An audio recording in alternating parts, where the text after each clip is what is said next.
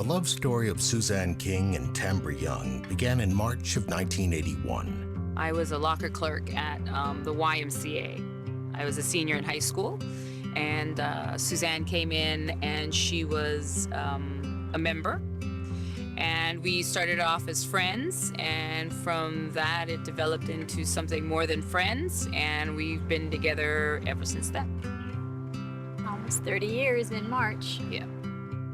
In 2000, Tambra gave birth to their baby girl, Shyler. When we got the co-parent adoption back in 2000, that was like, we felt we had a legal document. It was a birth certificate. I was put on it. Tambra gave birth to Shyler, and then I was able to be co-parent, and we thought we were safe. After we learned about the legislation and talking with attorneys and different folks at ACLU, et cetera, we realized that that is just one piece, but we're still so vulnerable to let's say if we were to split up, how would this be handled? If we can't go to family court because we're not considered a family.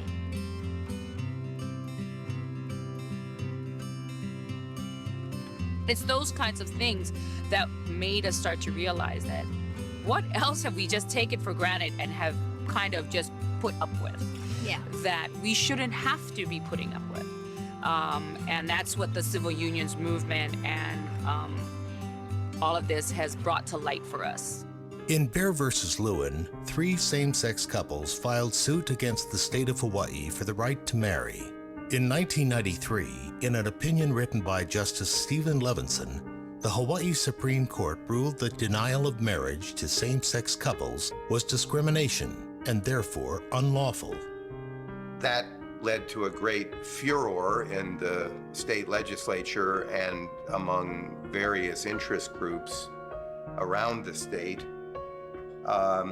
And that resulted in a proposed constitutional amendment generated by the legislature for the electorate to pass on in the 1998 general election. The legislature asked the people of Hawaii to vote on a constitutional amendment which would essentially forbid same-sex marriage. There was an expensive and protracted battle in the media over the issue during the weeks preceding Election Day in 1998. Every day there was at least one full-page ad in each of the dailies. I wouldn't even call it negative campaigning. It was fear-mongering, and it was hateful campaigning that came out. I didn't realize until I got into the campaign the depth of homophobia in our society in Hawaii, which I thought was different, which I thought would have a lot more tolerance for our arguments and would understand, having many people they knew in internment camps in the Second World War, that they would understand that this was an issue of civil rights and an issue of equality. But that message ran right up against a brick wall of intolerance. Bill Kaneko, I remember, was on the board of directors at the time after Bear versus Lewin was decided. And, shortly after that decision was announced, I remember Bill coming to me and telling me that he felt that our chapter should take a position endorsing the decision of the Hawaii Supreme Court. And to be honest, at the time, I was kind of taken aback by that because I thought to myself, wow, this is a pretty hot potato that Bill wants to throw into the mix. Japanese Americans, have experienced firsthand, what happens when your civil liberties are trounced upon. And so to take up the issue of same-sex marriages or equity in regards to sexual orientation, to me, is a natural progression.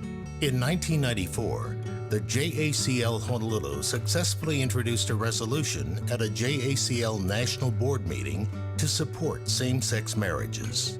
Back then, some 15, 16 years ago, that was kind of a bold step. And to JACL's credit, it became one of the if not the first national organization before the NAACP or before the ACLU to be able to publicly support same gender issues. It was monumental at that time. I would say that the majority of the community was shocked and not that happy with the JACL's position. But, that's the price of advocacy. To me, to have JACL step up to the front and lead the charge, they really actually helped us lead the charge on this, was important to get that message across that this is not just about a minority group, it's about all of us. It's about allowing everyone to live with dignity in their own lives, to help themselves define their own future, and not to have any public laws discriminate against them. In the general election of 1998, the people of Hawaii voted to change the state constitution by giving the legislature the power to define marriage as that between a man and a woman. I felt profoundly sad and disappointed that such an overwhelming majority of the citizens of the land of Aloha would permit this kind of intolerance and bigotry. We have a flawed constitution now, and that makes me very sad.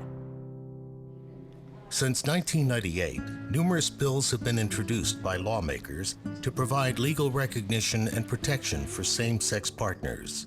In 2009, members of the Hawaii House of Representatives introduced HB 444, which would legalize civil unions in Hawaii. A lot of legislators were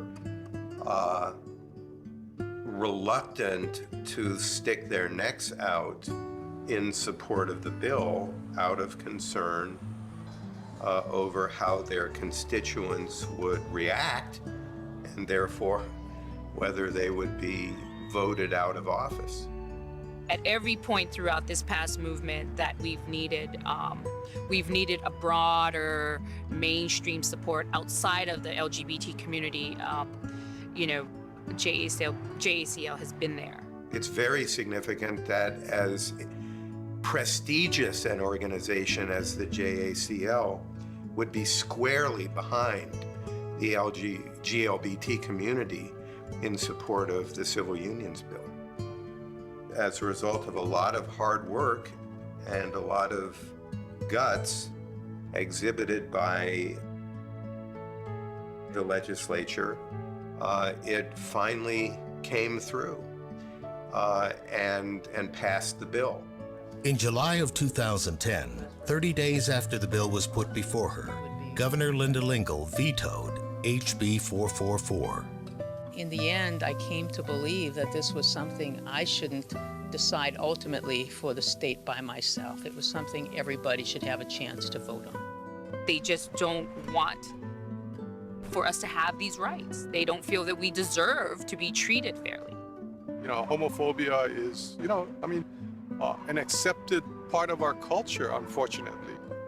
And so it's very difficult to get people to look past that prejudice and recognize that discrimination and that prejudice for what it is.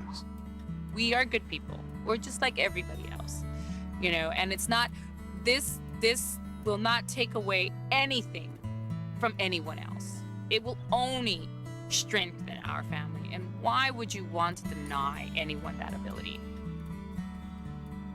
When you have an organization like JACL who has gone through their own struggles of equality, who can speak to the fact that it is truly an equal rights issue, a civil rights issue, it brings that credibility that it's not just us, but they see it too. The American Civil Liberties Union sees it. And these are people who understand the struggles of equality. The League of Women Voters, those are the groups that understand it. And so when they can speak out and stand with us, it helps to educate the rest of the community about the struggle. The courts have said that, you do have the right to marry. In 1967, I believe in up to 18 states, it was illegal to have interracial marriages. And so the court has acknowledged that there is a right to marry. It's just a matter of public equality. We're not talking about private tolerance. Personally, what people feel, what they feel about marriage is something different from what government should be doing for all its citizens. There are now 5 states in the United States that recognize same-sex marriage. There are now numerous countries around the world that recognize same-sex marriage. Even more states and more countries around the world that recognize a civil union-like relationship. In 2009, after 28 years together and accompanied by their 10-year-old daughter Schuyler, Tambry and Suzanne were married in the Commonwealth of Massachusetts. We didn't anticipate feeling, feeling the emotions that we felt. We really felt we got married. There's just something special about having this commitment and actually being just like everybody else, Right. And it's really special. And it was extremely special for Schuyler. I think she was the most proud of us. And her remark to us was that, wow, Mommy, now we're a real family. Now we're just like everybody We're else. just like everybody else. And we had always behaved like a family. We are her parents, but you don't realize what's going on for the 10-year-old. As Japanese Americans, at one time, we were victimized. Our grandparents, our great-grandparents, suffered a lot of discrimination when they first came to this country. But subsequent generations forget that history. And certainly, they forget it in relation to people other than themselves and how discrimination affects others.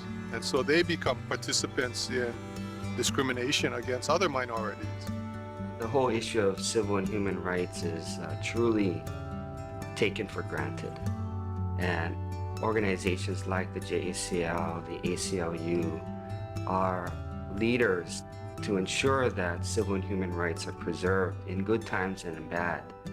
My vision and hope is that JACL maintain its tradition of leading the way, to really speak for those who can't speak for themselves, to really advocate for those who do not have a voice. I would hope that the organization continues to be strong and willing to take positions that will be viewed to be unpopular in the future, because to me that's its mission. Today, the JACL continues to advance the vision of its past leaders who fought for redress for Japanese Americans who were forced from their homes during World War II, provided legal support for Bruce Yamashita, who was racially harassed in the Marine Corps Officer Candidate School, and supported the self-determination of Native Hawaiians. In recent years, the JACL Honolulu has urged the resignation of Hawaii Tourism Authority head Rex Johnson for forwarding racist and sexist emails on his state-owned work computer, supported Lieutenant Aaron Watada's refusal to fight in an unlawful war, partnered with the Japanese Cultural Center of Hawaii to organize an historic first pilgrimage to Honouliuli Camp in Ewa Beach, and continued to support redress and Native Hawaiian claims to ceded lands in the courts. Really, the Constitution is probably one of the greatest documents that seeks to preserve and perpetuate our civil rights. But if you're not careful, in a heartbeat, it can be eliminated, whether it be the aftermath of 9/11 or what happened in Arizona with respect to immigrants and their rights being trampled upon. These decisions are made not only at the national level, but at the state and local level every single day by governmental bodies throughout the country. And if you're not there watching and advocating and looking out for, you know, the civil and human rights of all individuals on an everyday basis, it could be gone in a snap. So it's that kind of vigilance that I think the JACL needs to acknowledge and to, you know, pursue every single day.